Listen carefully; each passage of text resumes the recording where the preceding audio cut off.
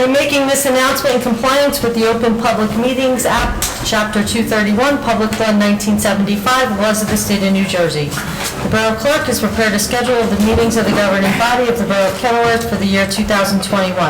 The Borough Clerk has posted a true copy of the schedule on the bulletin board located at the front entrance of Borough Hall, and has mailed true copies of the schedule to the local source, the Star Ledger, and the Home News Tribune, and is maintaining a copy of this schedule in her office during the year 2021. During the public health emergency caused by the coronavirus, the Borough Council will continue to meet on their regularly scheduled meeting dates at 6 p.m. The council meeting will continue to commence as soon as possible after the work session. Accordingly, the notice requirements of the Open Public Meetings Act have been satisfied with regard to this meeting. Please stand for the salute for the flag. I pledge allegiance to the flag of the United States of America and to the republic for which it stands, one nation, under God, indivisible, with liberty and justice for all. Roll call, Madam Clerk. Councilwoman Cesari. Here. Councilman David. Here. Councilman Finestrella. Here. Councilman Ladati. Here. Councilman Pence. Here. And Councilman Puglisi. Here. All are present.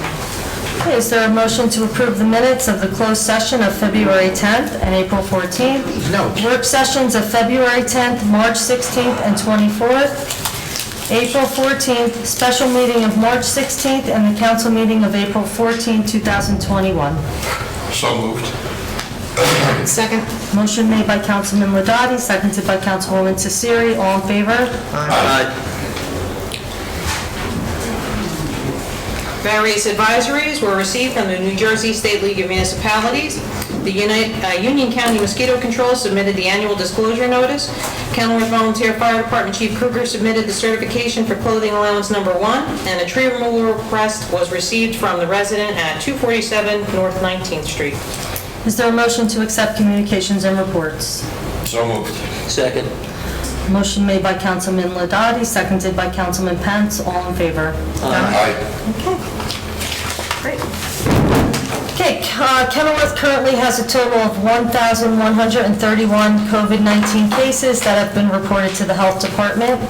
88 of these cases have fallen in the past 30 days, with 15 new infections in the past 7 days. 8 school-age children between 5 and 18 have tested positive in the past 14 days. The good news is that this has been the lowest cases reported since October 2020. I urge all residents to please follow all protocols to keep yourself and your family safe. I recently attended a cannabis seminar on behalf of the borough. Although it was very informative, it appears that the state is still in the process of working out many of the details. Council must act now and make decisions regarding the future allowable uses in our borough. I remain firm that I am against the sale and manufacturing of cannabis in Kenilworth. I was also recently nominated for Mayor of the Year by the Government Affairs Committee for the Gateway Chamber of Commerce. I'm humbled and honored to have received this nomination. This recognition continues to motivate me. I am blessed to have the opportunity to serve our community. I would also like to thank the Gateway Chamber of Commerce for also selecting me as Best Speaker at the annual Mayor Celebration. I was showing off my trophy when I get it. I just found out that I was getting one. For anyone wishing to see the video, you can visit my Mayor Linda Karlovich Facebook page.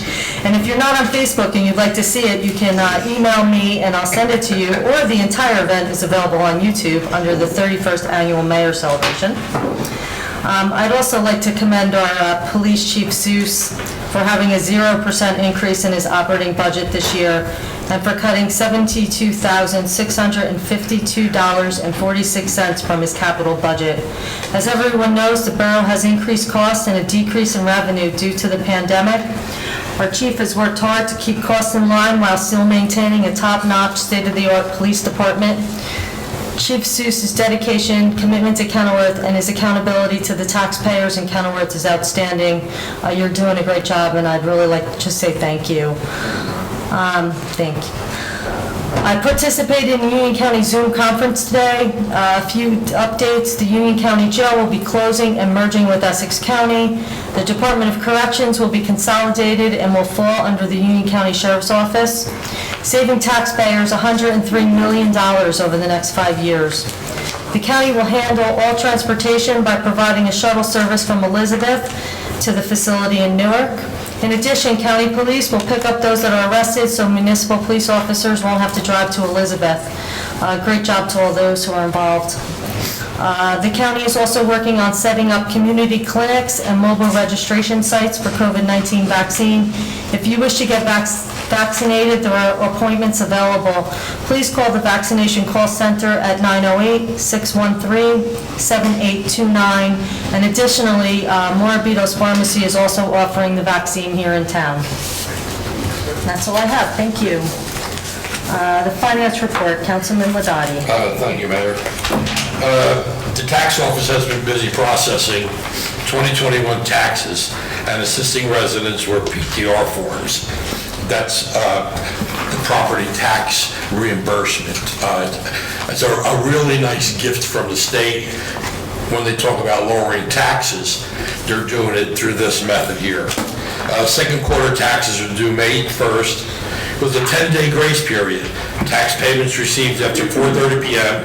on May 10th will be subject to interest retroactive to May 1st. Please return the stub mark 2021-2 with your payment to assure proper credit to your account. The tax finance office is open to residents to make an in-person payment. Face masks are required within the municipal building, and please follow COVID guidelines of social distancing.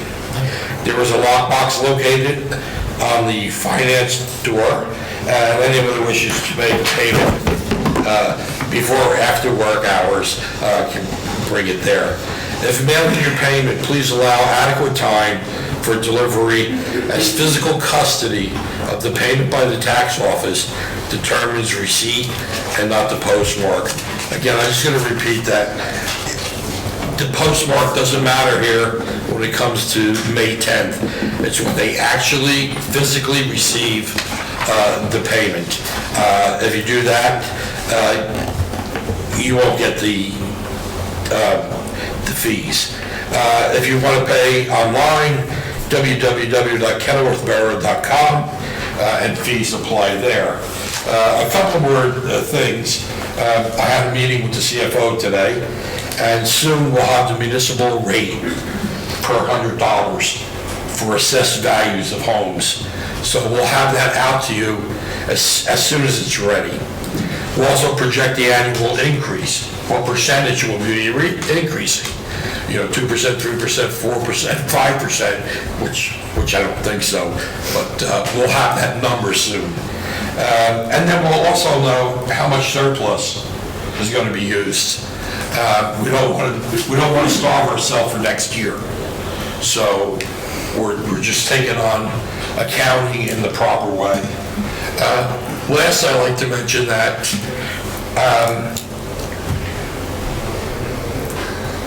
I forgot my train of thought there. I'm sorry about that. Oh, the handyman program.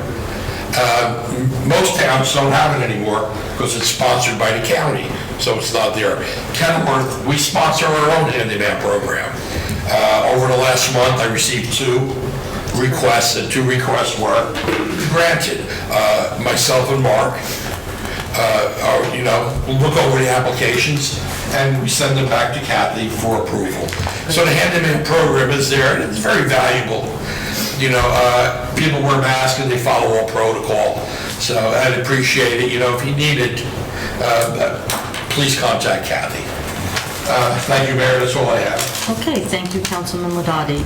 Department of Public Works, Councilman David. Thank you, Mayor. The only thing I have is, last week we finished bulk pickup for the month of April. Everything went well. Town was pretty good. They cleaned everything up, and until I think the next one's in October. And that's all I got. Okay, thank you, Councilman David. Department of Public Safety, Councilwoman Cesare. Thank you, Mayor. For the police department, in the month of March, there were 1,595 calls for service, and 185 of them were 911 calls.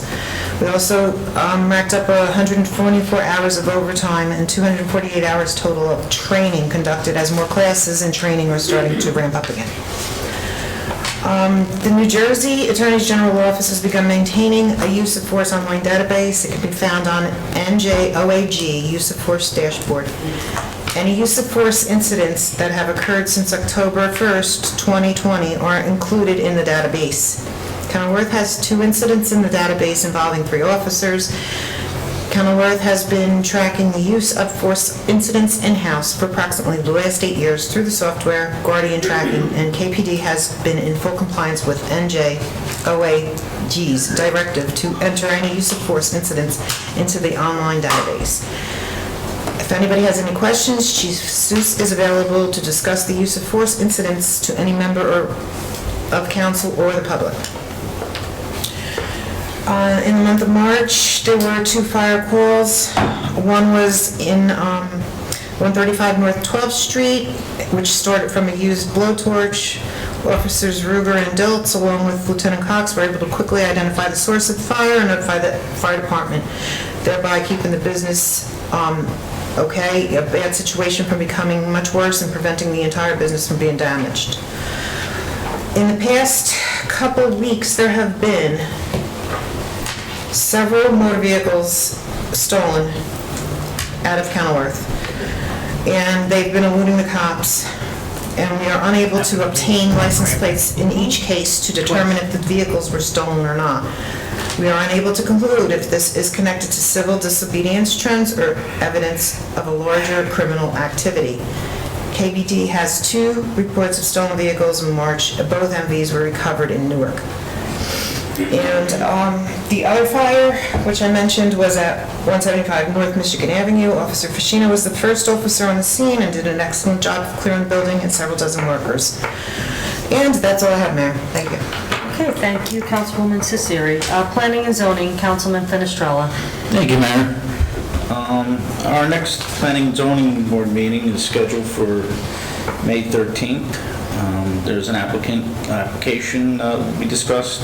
The owner of 460 Boulevard, which is on the corner of 18th and the Boulevard, is looking to build a 7-unit building. 1 unit consisting of retail of 4,377 square feet. 1 residential also on the first floor with the retail considered affordable housing, and then 5 on the top floor. That's all I have to say. Where is that? I'm sorry. That's going to be right on the corner of, or next to Santander and Gravel. Yeah, thank you, Councilman Fenestrella. Recreation and Fire, Councilwoman Cesari. Geez, I'm sorry. Used to be. Well, listen, I did that for a long time. I'm sorry, Councilman Pence. Recreation and Fire, Councilman Pence. I'm going back. Nothing for fire. I'll get the report in May. Okay. Recreation, they had 124 families that participated in the Easter egg hunt. And that there's 210 children that participated, and 20 eggs were collected each. All their photos are on their recreation website. That's nice. And softball has started, finally. Great, thank you. Councilman Pence. Health, Education, and Human Services, Councilman Puglisi.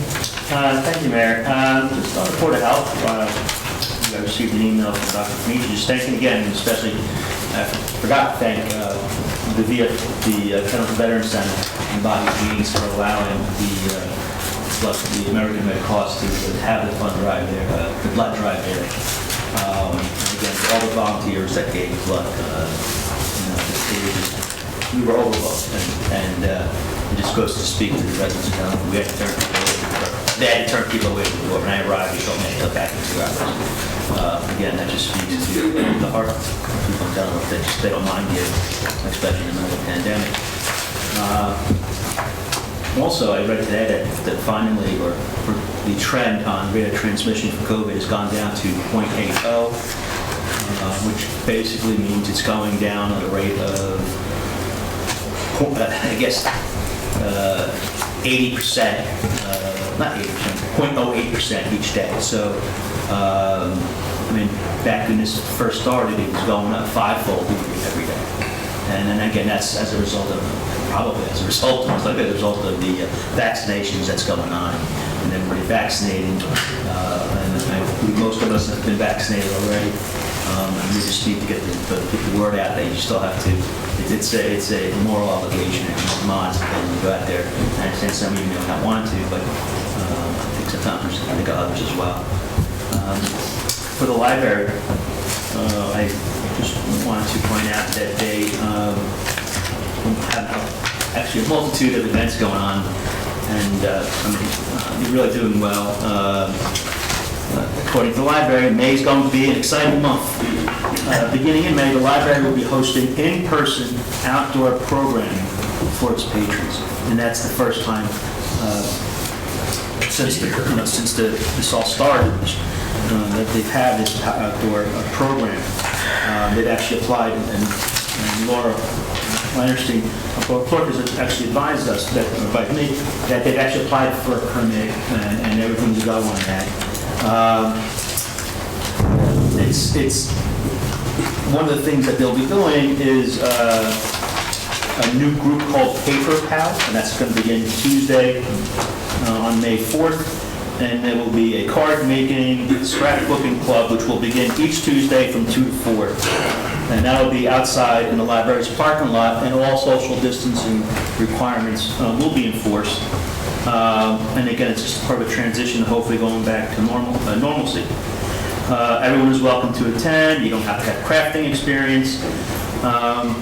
And also, the library is bringing back their Yarnies program. I guess this is a program where you make things out of yarn and items and figures. And that's going to take place, again, in the outside library parking lot from 2 to 4 every Thursday. Everyone is invited, how experienced or a beginner you will be. And it appears to be a fun event. Another patron favorite as well is returning to the children's department of the library. Starting April 26th, the library is resuming the 1,000 books before kindergarten program. It's a great way for a child starts from, I guess, when the child can actually see it, which not all the books will have words in them, all the way through to kindergarten. And I guess the goal is to have, for them to go through 1,000 books. But anyone interested in the program can contact the library for registration details. And it's, again, it's another fun event. There's more. There's also a fun in-person outdoor activity for kids. It is the library country western craft for kids aged 4 to 9, and that'll take place on Monday, May 10th in the library's parking lot. The craft will be held in 2 sessions. Children may be registered for the session 1, which goes from 2 to 3, or session 2, which runs from 3 to 4. Again, to call and register, the number is 908-276-451. Apparently these spots go quickly, so you should call ahead. There is a rain date, and that is for May 12th. Another program will be and this will be done via Zoom, it will be the Country Hoedown, and that's beginning May 19th at 3:30. All ages are invited to attend. That's true. This has been made possible by funds from the Union County Office of Cultural Arts and Heritage Affairs, and is a partner of the New Jersey State Council of Arts. This Zoom link will be available on the library's Facebook page, or anyone interested can call the library at their phone number. I mentioned this last time I was here, but there's also got the Mother's Day crafts, and you can just come and pick them up and take them home for you. This is something, if your mother, I guess you could bring your young child there, and they can make you a craft, hopefully, or they can make it for the grandmother. And actually, it's not a bad idea. It's maybe if you're a mother yourself, I think if you give it to your mother, the grandmother, I think that would be a nice thought as well. And that's all I have. Okay, thank you. Lots of fun stuff coming up. A couple questions. Sure. The councilman, library, the Armies, they were award-winning, and some of the Armies made masks for this pandemic, and they just gave them to people. And if you're Italian, there's one woman there that makes the Googlies, you know, and hands them out and gives them to hundreds of people, and it's really nice. It was an award-winning group, and the library. And that's literally the award winning. It's not. Yeah, they actually won the award, yeah. The other one was with the health department, and maybe we could get some help from the county through the health department, is the Drug Alliance. They cut back the money this year that was allocated to the Drug Alliance. So there's programs that I guess can't be done because of lack of funds. And I was wondering, maybe the health department, Michael, can reach out to the county and see, maybe they could give us some teachers or something where the county can come in and talk to our students, talk to our young kids, you know, and I used to be on the health department, so, you know, I try to track all of that, but, you know, it's a good group, and I think they could do a really good job helping us out. All right, Matt, I'll reach out to you after the council meeting and on another day, and, you know, perhaps we can get a game plan for that. Okay, great. Thank you. Thank you, Mayor. Okay, thank you, Councilman Puglisi. Next for council consideration is the consent agenda. Is there a motion to approve? Second. Motion made by Councilman David, seconded by Councilwoman Cesari. Resolutions 1 to 6 are listed on the consent agenda and will be enacted by one motion. All items will be recorded individually and full in the minutes. Councilwoman Cesari? Yes. Councilman David? Yes. Councilman Finestrella? Yes. Councilman Ladati? Yes. Councilman Pence? Yes. And Councilman Puglisi. Yes. This evening, we have 5 ordinances. The first one up is for public hearing and adoption. It's ordinance 2021-03, ordinance of the Borough of Kenilworth amending existing Chapter 106, garbage, rubbish, refuse, and recycling. Article 2, mandatory recycling. Okay, the purpose of this ordinance is to amend Chapter 106-15, commercial and institutional establishment compliance requirements to make commercial and industrial establishments located within the borough responsible for disposal costs generated by the establishment. As it's written now, the borough's recycling ordinance for commercial establishments allows them to utilize the DPW drop-off center to dispose of their recycling. This ordinance was written when the contractors collecting the borough's recycling were making money on these products. As it stands, the borough is now paying for all the recycling disposal costs, and the businesses may therefore avoid retaining their own recycling services and bring their recycling to the DPW yard at a huge cost to the borough. To that end, it is the recommendation of the Superintendent of the Department of Public Works, Michael Calixto, to update Borough Ordinance 2010-15, Chapter 106-15, Commercial and Institutional Establishment Compliance Requirements, Section E.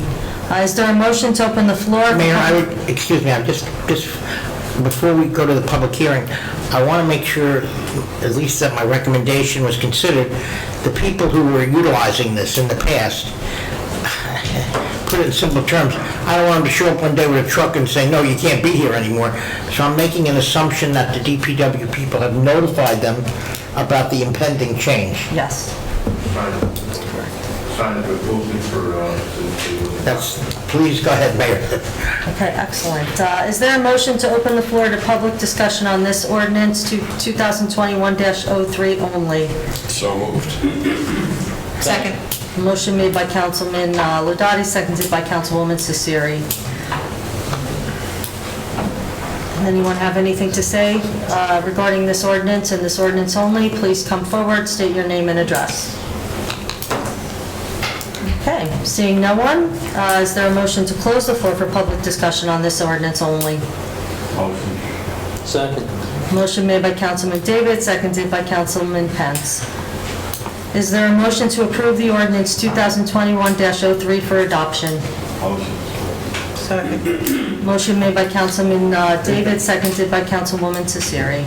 Be it hereby resolved that ordinance 2021-03 entitled Ordinance of the Borough of Kenilworth amending existing Chapter 106 Garbage, Rubbish, Refuse, and Recycling, Article 2 Mandatory Recycling was introduced and approved on first reading at the regular meeting of the Borough Council on March 24th, 2021, and approved for final passage at the regular meeting of the Borough Council of April 28th, 2021. After all persons interested were given an opportunity to be heard concerning said ordinance, and be it further resolved that the Borough Clerk is hereby authorized and directed to publish said ordinance in accordance with law. Councilwoman Cesari? Yes. Councilman David? Yes. Councilman Finestrella? Yes. Councilman Ladati? Yes. Councilman Pence? Yes. And Councilman Puglisi? Yes. The next ordinance we have up is for introduction, ordinance 2021-04, an ordinance of the Borough of Kenilworth amending existing Chapter 106, garbage, rubbish, refuse, and recycling, Article 1, collection and removal.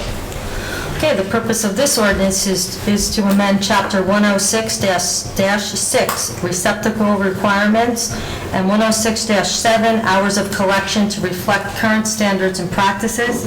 Is there a motion to approve ordinance 2021-04 on introduction? So moved. Second.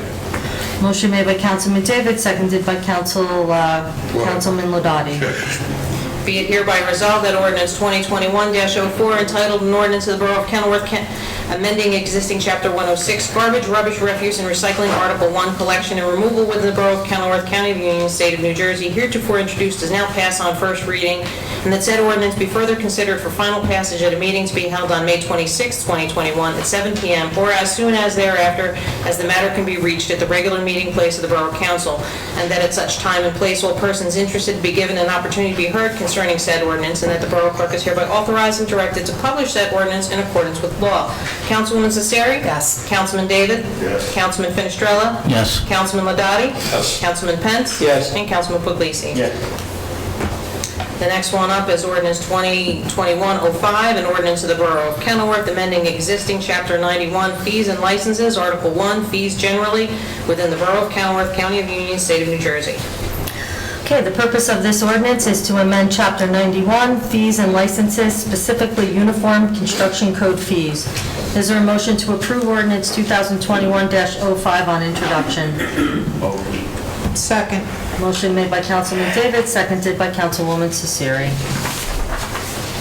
Be it hereby resolved that ordinance 2021-05, entitled an ordinance of the Borough of Kenilworth amending existing Chapter 91, fees and licenses, Article 1, fees generally, within the Borough of Kenilworth, County of Union, State of New Jersey, heretofore introduced, is now passed on first reading, and the said ordinance be further considered for final passage at a meeting to be held on May 26, 2021, at 7 p.m., or as soon as thereafter, as the matter can be reached at the regular meeting place of the Borough Council, and that at such time and place all persons interested be given an opportunity to be heard concerning said ordinance, and that the Borough Clerk is hereby authorized and directed to publish said ordinance in accordance with law.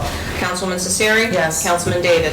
Councilman Finestrella? Yes. Councilman Ladati? Yes. Councilman Pence? Yes. And Councilman Puglisi? Yes.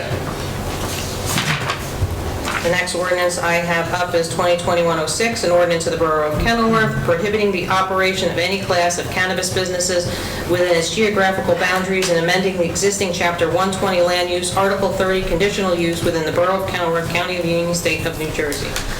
Okay, the purpose of this ordinance is to amend Chapter 120 Land Use, Article 30, Conditional Use, to include cannabis regulatory and enforcement assistance, whereby the borough is prohibiting the operation of a business selling marijuana, cannabis, hashish, and/or paraphernalia that facilitates the use of same. Is there a motion to approve ordinance 2021-06 on introduction? Motion. Second. Motion made by Councilman David, seconded by Councilman Pence. Be it hereby resolved that ordinance 2021-06, entitled an ordinance of the Borough of Kenilworth prohibiting the operation of any class of cannabis business within its geographical boundaries and amending the existing Chapter 120 land use, Article 30 conditional use, heretofore introduced, is now passed on first reading, and that said ordinance be further considered for final passage at a meeting to be held on June 9, 2021, at 7 p.m., or as soon as thereafter, as the matter can be reached at the regular meeting place of the Borough Council, and that at such time and place all persons interested be given an opportunity to be heard concerning said ordinance, and that the Borough Clerk is hereby authorized and directed to publish said ordinance in accordance with law. Councilwoman Cesari? Yes. Councilman David? Yes. Councilman Finestrella? Yes. Councilman Ladati? Yes. Councilman Pence? Yes. And Councilman Puglisi? Yes. The final ordinance I have this evening is 2021-07, ordinance adopting the 25 North 26th Street redevelopment plan dated March 2021 for a delineated redevelopment area consisting of Block 183, Lot 9, for the development of inclusionary affordable housing. Mayor, I've requested of you your acquiescence. Michael Mistrella, our planner, is here, and I do have a few questions that I'd like to put on the record before the vote is taken, if that's okay with you. Has anything changed since the last time he was here? Has not. Michael, can I have, Mayor? Yes, Well, please come forward. Michael, I promised the governing body, we're not going to have another deposition like we did last time, and I've also made my promise we're going to be as brief as we can. So what I'd ask you to do, number one, because of the importance that everyone gives to this ordinance, could you please, when I was in college, we used to call it the Cliff Notes, can you please give a Cliff Notes summary of what this ordinance would do? Okay. Long and short of it, last time I was here, the council adopted an ordinance first supporting the findings of the planning board, which found this piece of property as meeting the requirements for an area in redevelopment. That's the first phase of the redevelopment process. In that same resolution, this council then authorized me to prepare this redevelopment plan, which is what you have in front of you right now. This redevelopment plan will essentially put the zoning in place. The redevelopment plan is, I would describe it as a combination of a mini master plan, if you will, design standards and zoning. At the end of the day, it's going to change the zoning of this one piece of property that is known as 15 North 26th Street. And it's going to change the zone to allow an inclusionary housing project. And that inclusionary housing project is designed with a set aside that's going to have 25 affordable housing units, which will be used to, those 25 affordable housing units will be used towards satisfying our constitutional obligation on affordable housing for the third round, which is what we're in right now. So this is the first step of many steps that the borough is obligated to take. It's our constitutional obligation to put the zoning in place for inclusionary housing to satisfy our lower moderate affordable housing obligation. Michael, just for the record, could you, and you know I've been a fan, sometimes we battle on the phone, but you know what a fan I've been of you. Could you just summarize your own experience in this area? Essentially, for the last 5, 6, 7 years, it's all I've been doing since 2015. Long and short of it is 2015, the Supreme Court issued what's known as Mount Laurel 4. And it essentially took the power away from the COA, the Council on Affordable Housing, COA, and said essentially, COA, you're not doing your job. And the Supreme Court took the power from COA and they gave it to the local courts. So, and then the local courts are now administrating the implementation of every municipality's what's known as a housing element and fair share plan. And what that document is a document that shows how each municipality in New Jersey satisfies its constitutional obligation to meet its affordable housing obligation. Now, there's been a number of rounds, started back in 1987 through 2025.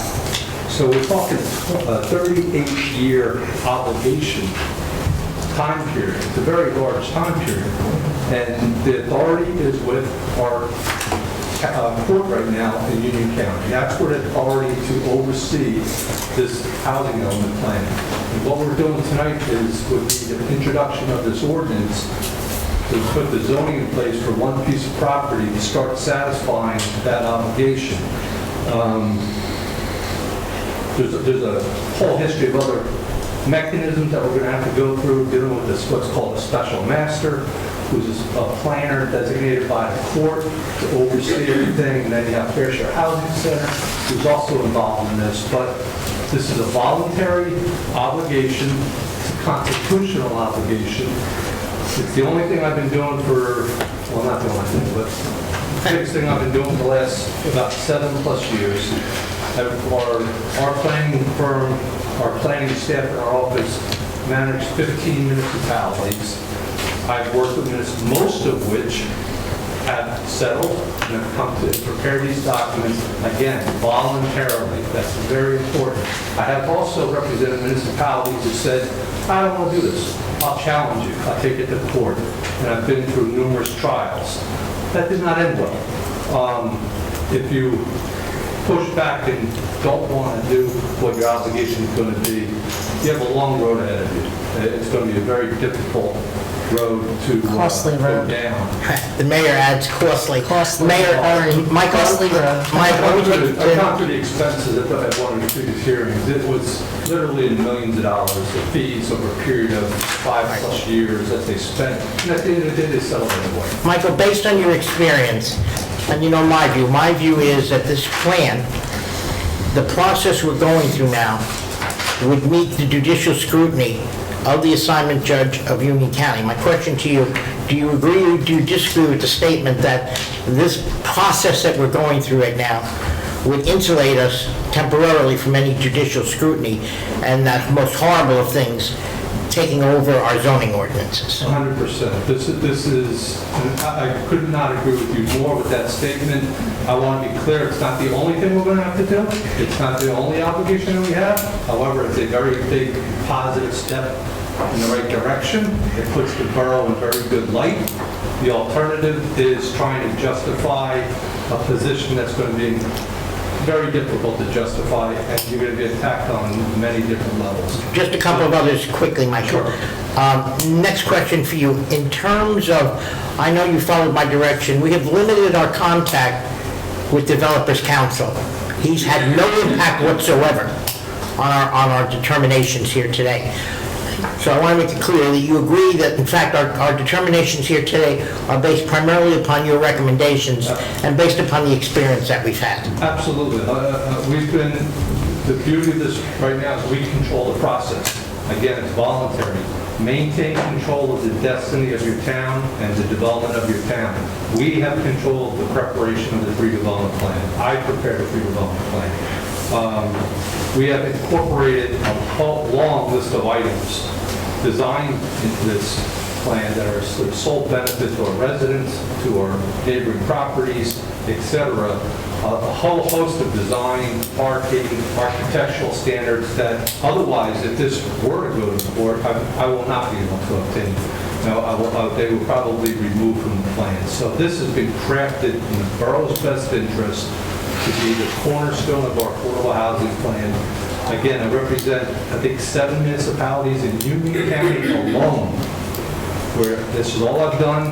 I've attended fairness hearings, compliance hearings, testified in front of court, and those towns have all voluntarily complied in front of the judge, in front of Fair Share Housing, all in Union County, and they found it to be very successful at the end of the day. So I strongly support this document. The introduction of this document puts the borough in a very strong position. I just want to be clear that this is not the only step that we have to take, but this is a large positive step. Mayor, I want to thank the clerk. I know her patience. She's had to put up with the frank clip service, whereupon we've been providing to the governing body both the good and the horror stories of other municipalities. That's not done because my secretary likes to play arts and crafts. We do it because we really want you to get a handle for what's been happening in the other towns. Mayor, thank you for that. I appreciate that. You can now go on with it.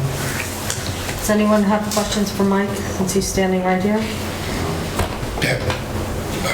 The fair housing law, does a town or municipality like Kenworth offer first choice to its population, or is it completely open for those fair, I don't want to call them low-income houses? Affordable. Yeah, affordable. Yeah, there's a resident, we're prohibited from having a residency preference on any unit.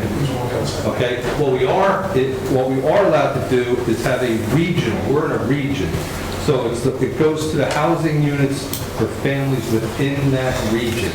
Okay, so there is a limited preference, but it cannot be borough-wide, it has to be region-wide. Okay. And one thing I also want to point out is there is a veterans preference. I was just going to ask that. Which we have included in here, which is acceptable. So there is a veterans preference. At first, they have the first obligation, if you will, if there's a veteran who qualifies under the law, that they would have preferential treatment first. And I just had some numbers I thought they would be helpful. I could find it very quickly. I was looking at it tonight. This morning or last night, they issued new updated income levels. And I think it would be surprising to most people that when we talk about low and moderate income housing, 60. in Union County, we're in the third wealthiest region in the state. And for a family of four, moderate income housing is approaching $87,000 income. I think I qualify. So a family of four, husband, wife, 2 kids, you're looking at for a moderate income housing, We qualify. you have to make it less than $87,000. So we're in such a wealthy community region-wide that it's surprising to a lot of people when you see the actual numbers that we're talking about. One more question. Sure. Our liaison with the planning board had mentioned fair housing, and there should be one apartment or one unit. Would that count on our obligation to the state when they put our numbers out? I'm not sure if I understand the question. Well, Joe said there's going to be an affordable. Well, I don't think this has even been heard by the planning board yet. It's not even been heard. It's just Premature. an application. I want to, she said a question if that would count. Any unit that is deed restricted, that meets the income qualifications, that meets the region qualifications, can be used towards our obligation. That's my question. It can't have a residency preference, it can have a regional preference. What's the set aside for the very low and moderate income households on this project? 15%. That would be approximately, is that 25? That's 25 units. And what's Kenilworth's obligation, roughly? Total obligation is 354, which includes the prior round, gap period, and the prospective need. Long story short, 1987 through 2025, our total obligation is 354. But even if this gets approved, we've only satisfied, I guess, 7% or so of our obligation. That's correct, but also out of the 354, we are allowed, because we're doing family rental units, we're allowed to use rental bonus credits.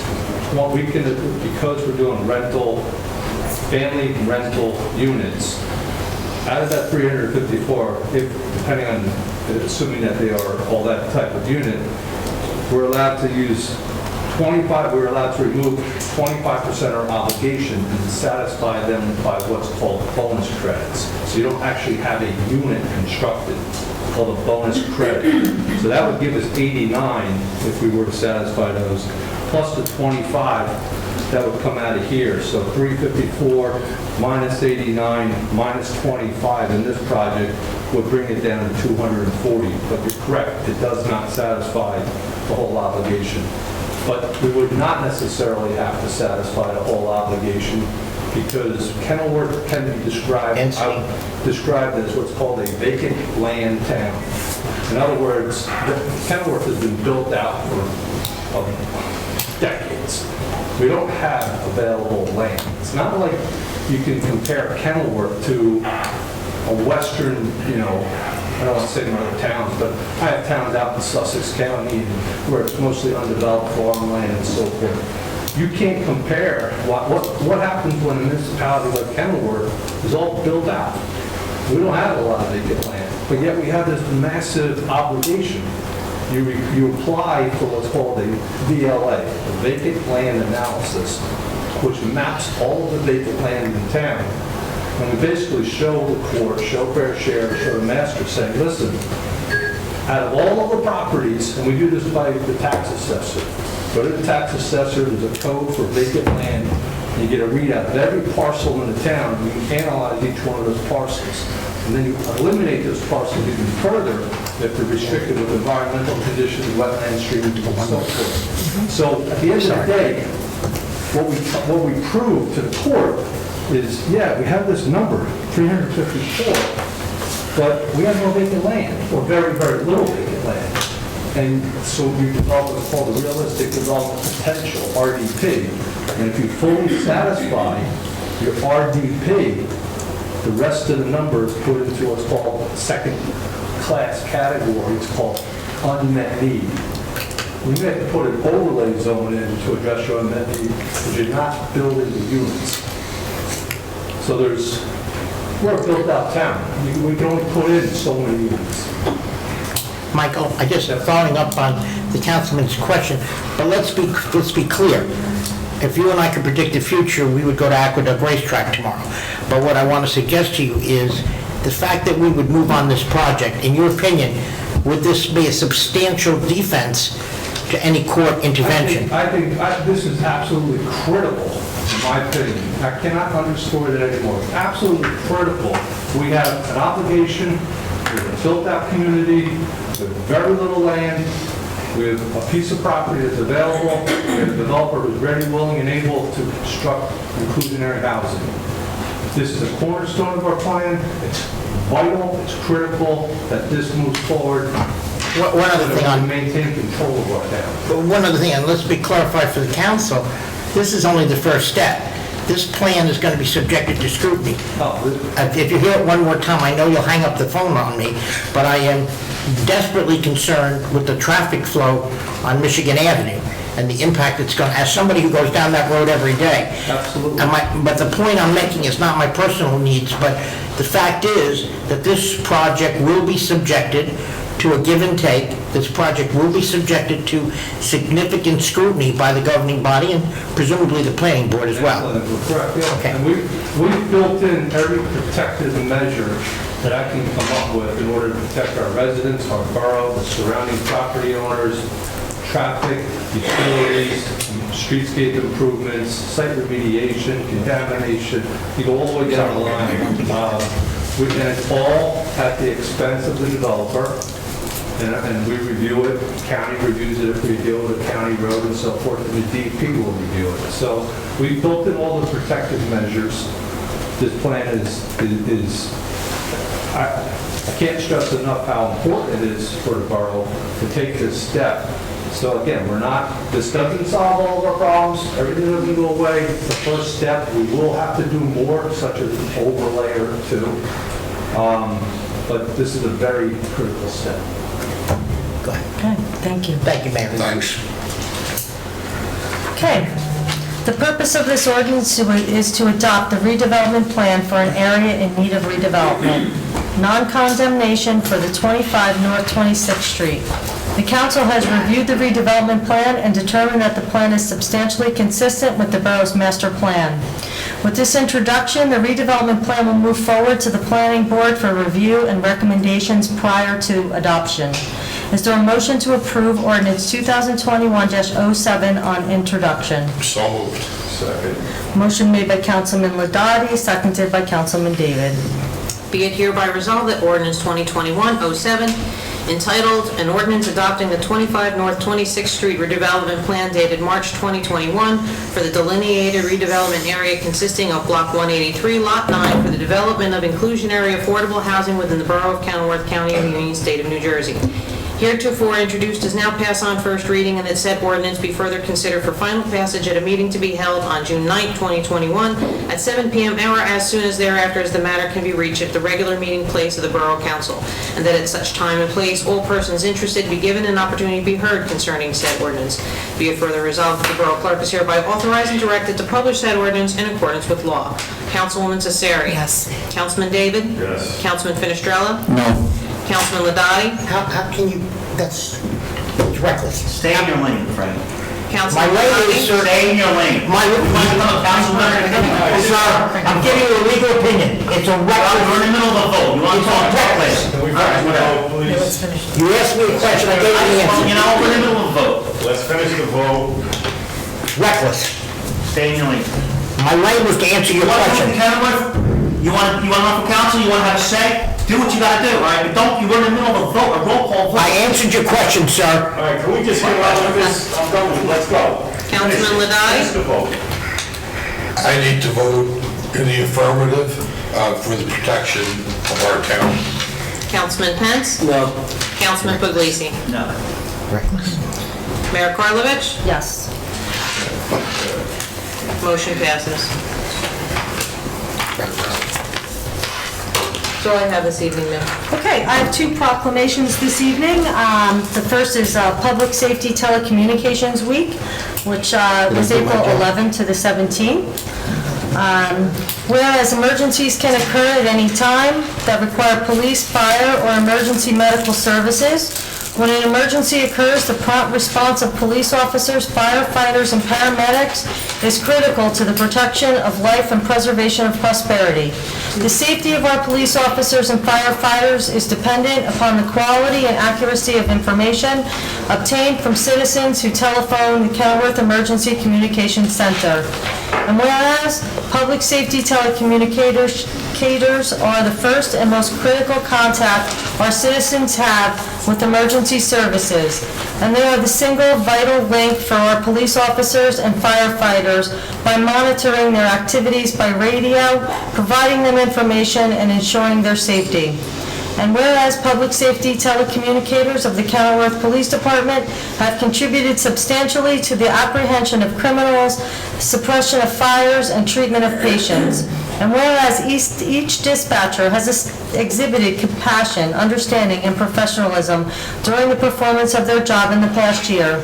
Therefore, be it resolved that the Borough Council of Kenilworth declares the week of April 11th through the 17th, 2021, to be National Public Safety Telecommunicators Week in Kenilworth in honor of the men and women whose diligence and professionalism keep our city and citizens safe. In witness hereof, I hereunto set my hand on this 28th day of April, 2021. Thank you to our...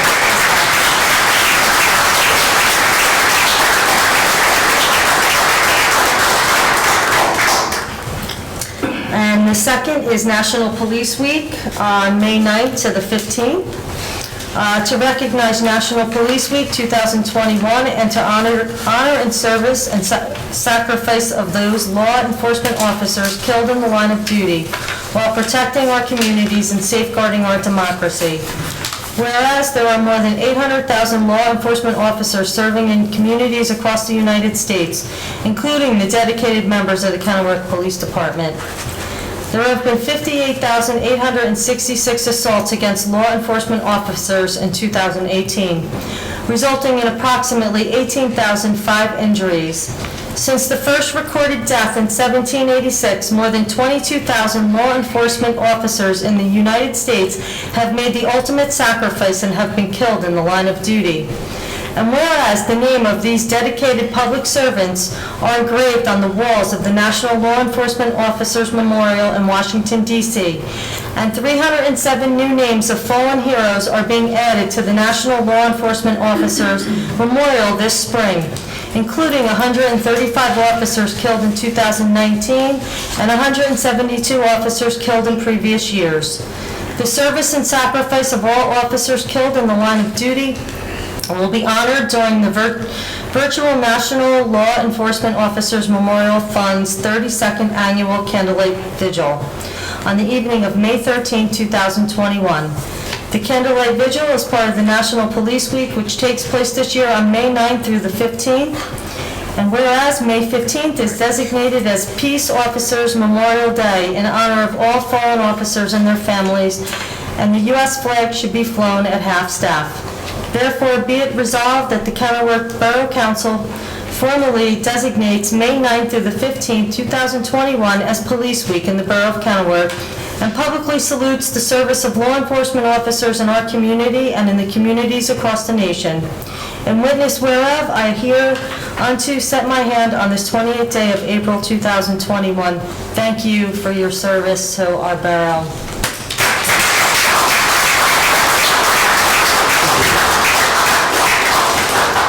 Okay. At this time, I'd like a motion to open the floor to the public. I'll make a motion, Mayor. Second? Motion made by Councilman Paston, seconded by Councilman Ladati. All in favor? Aye. Okay. Anyone have anything to say for the good and well-being of Kenilworth? Please come forward and state your name and address. Rose Dalton, 70 Pembroke Drive. I listened to the meeting on April 14th, and I was really discouraged by the disparagement that people use social media for. So I wanted to make that comment. You have my sympathies for people who do that. I think if people have something to say, they should come to the meetings and stand up and state what the problem is and give you folks the opportunity to state your case too. So that's that. Thank you. Okay. I'm going to just go down my list. The other thing I wanted to talk about that I heard in the meeting was the wanting to buy thermometers for the library. I have another side of the opinion. My opinion to that is that now that the numbers have fallen, we need to kind of, I go to the library a lot, so I go into the mask, I stay my 6 feet apart, I have a 15-minute window to go in. It seems like it's pretty safe for me. I go to the grocery store, I don't need a thermometer. And I think taking people's temperatures is kind of almost getting to the beginning point. I think we're in good shape, and I think we're getting better by just what we said tonight about the meeting. Absolutely. So that's that comment. The other thing I wanted to talk about, which is of course my usual, is the sidewalks. When I was at the March meeting, I was told that the sidewalks that were needing care were taken care of, and that's not the case, because I walk every day. I think it's time to start putting some of the focus on other issues that the town is experiencing, and one of them to me is the sidewalks. I'm not the only one who walks. There's senior citizens who walk. What if somebody's walking down the street with somebody who's in a wheelchair, or with a child, and the child trips and falls, I trip and fall, anybody can trip and fall. We need to do something to take care of that. Well, can we send another letter out to the sidewalks? I know Mr. Gallerano has a list of them. Perhaps we can put some pressure on those that haven't fixed their sidewalks yet to do so. And you know, but it's not only that, but you know, as a town, when I hear people talk about how difficult it's been for a lot of people for financial situations during the whole pandemic and things, can the town do anything to help them get through whatever needs to be done with the sidewalks? I think we need to look at that. We have our similar budget issues with a lot of loss of revenue this year. So our CFO would better be able to answer that, but Can I take Chief's money? I think he needs that. Let's be clear, she doesn't need my money personally. Everyone gets it too far. I think he's got kids in college. The other thing I wanted to kind of confirm in my mind, and I don't know if it's a rumor that people are passing around, but did we not get money from the government or the state or something, pandemic funds? I couldn't find anything about it. We're still waiting. The governor is Still holding waiting. funds right now. The governor hasn't released our funds. We had $804,000, which is half and half. You get through? Call the governor. Well, now that the staff is back from all of their vacation, you do get to talk to somebody. Okay, so. That's what's going on now. Do we know how much we're going to get? Is it Yeah, it's $804,000. for Kenilworth? Yeah, split into two. 400,000 this year and 400,000 next year. So they're not giving us one big lump sum. Okay, it'll be spent by the time next year. Well, they're going to tell us how to spend it. Yeah, there'll be guidelines, Yeah. they'll tell us how we can spend it. Oh, they'll tell you? Yes. Okay. All right, so you've given me another job. Thank you. Can we do something about the sidewalks, please? We'll send For the another safety of letter the out. residents? I'm sorry? We'll send another letter out. Yeah, the thermometer, Thank you. right after the pandemic started and they started reopening the library around July 1st, I mean, my wife went out and bought one of those electronic ones and gave it to the library and just said, you know, if you need to use it. Back then, everybody used it. So, things are changing right now. Yeah. And we all know that. And I'm really happy about it. Me too. I think everybody was really. Yeah, and I was happy that people were taking temperatures because we did it here and now we stopped. And things are getting better. And you all like that? Yeah. And the library, are you Arnie? I go to the library all the time. Do you do the Arnie stuff? No. right. They have to teach me. Thank you very much. Okay, thank you, Roz. Anyone else?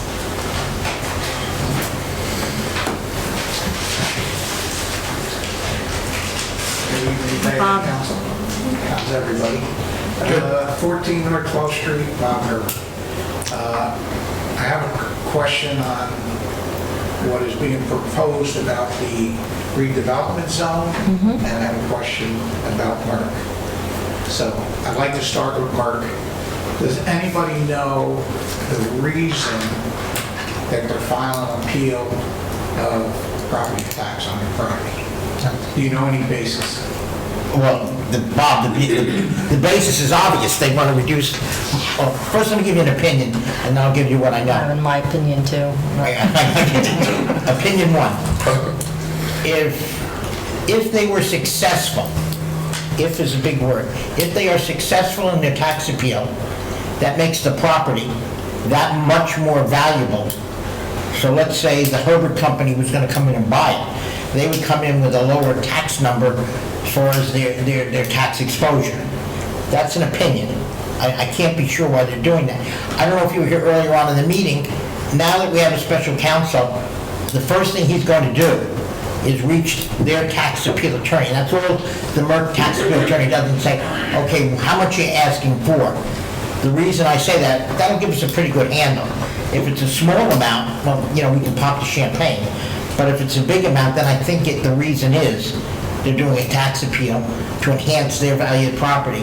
If your taxes go down, the value of your property goes up. So it's kind of a mixed message. I'm giving you opinion and fact. Okay. I was under the impression, probably wrong, that because they're considering changing their home base to Rawway, that the buildings would be unoccupied, and I thought maybe they were going to try under that basis that, they're not utilizing the property anymore, that they could do taxes. Well, but that's all, I don't know how much the mayor wants to get into, that's theoretical. Okay. I mean, you've heard my smart remark, if we can predict the future. Right. But it's theoretical as to what's going to happen with the property, we don't know. The tax appeal is based on as is. Okay. With those, I don't know, it's from my time, I understand, I think it was Mark was telling me, they've knocked down a lot of buildings in the past. And in the past, they've knocked down buildings to lower Tax appeal. So That's how they operate. Right, but their taxes were lowered at that time Right. because the building didn't exist. You're right on If target. they move, if they knock all the buildings down, of course, they're going to ask for lower taxes. But if they keep what they have as is now, Well, that's the current. I just hope they don't try to do because, they're unoccupied. It just doesn't make sense to me. But, we have to, it's to be determined, I guess. Right. Yes. And you'll inform us. Okay, thank you. And if I may, I'd like to move on to the redevelopment consideration project.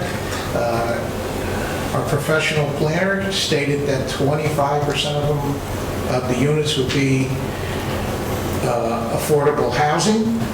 No.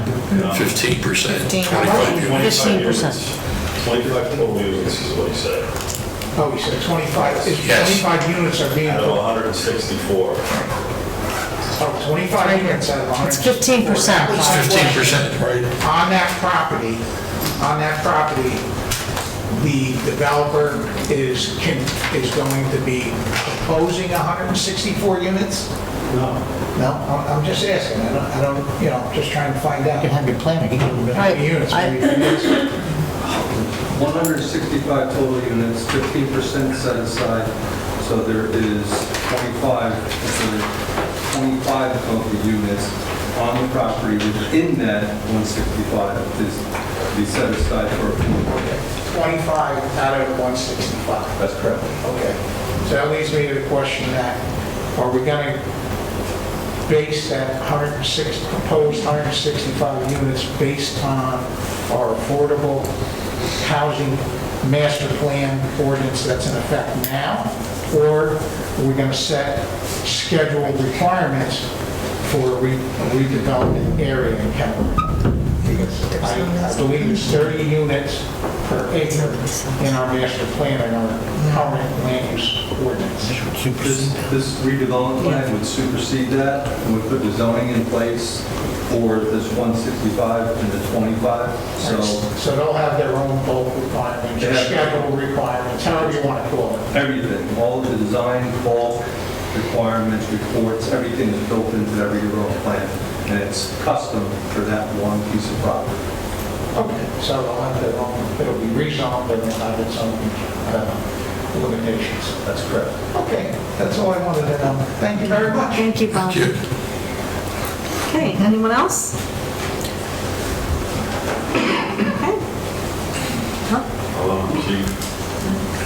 Fred Seuss, Chief of Police. Mayor, I just want to take a quick second to thank you and the council for the proclamation for Police Week. It means a lot to me personally and to us as a department. When you turn the news on every day and social media, it seems like the police are getting used as a punching bag all the time. So for us to have the mayor and council that support us, I can't We say support how you much. 100%. It means a lot to us.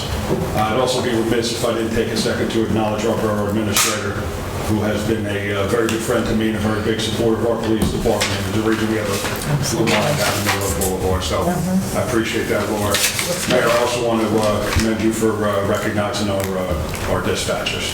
And too often they're the forgotten voices, but they went through the same pandemic as our guys did, faced the same stresses, the same hardships, and they did it all without complaint. So thank you for recognizing them. Absolutely, thank you. Thank you, Chief. Anyone else? Okay, is there nothing else to be brought before the public portion? Can I have a motion to close the floor to the So public? moved. Okay, motion made by Councilman Ladati, seconded by Councilman, I'm sorry, who said that? David, I'm sorry. All in favor? I was looking down and I wasn't looking up. Okay. Does anyone else have anything to say for the good and welfare of the borough? Mayor, actually, if I could, two things. I just wanted to commend the mayor and council on their support through COVID. There's a lot of towns that still are not fully functioning, and with your support, we've been able to open the doors, not set appointments, but actually open the doors and let the public back in. And you've been very supportive in making sure that the personnel here are safe and the public as well, and I appreciate that. The other thing I wanted to say was, quite a few people know apparently, so it's not a day so far that I've gone home and haven't found a card in my mailbox, or at least one. Not just from colleagues and you know, the professionals that we work with here, but it's actually been some of the residents, the people that I've met since I've come to work in Kenilworth, and expressing their sympathies on the passing of the gentleman I considered my dad. And on behalf of my family, thank you so much. We're sorry, we lost. We love you. I can't believe the outpouring. Truly, it hasn't been a day that I go home and there's not at least one card in the mailbox. Okay, does anyone else have anything to say for the good and welfare of the borough? Okay, if there's nothing else to be brought before the council, I'll entertain a motion to adjourn. Second. Motion made by Councilman David, seconded by Councilwoman Cesari. All in favor? Don't lose that one. Good night.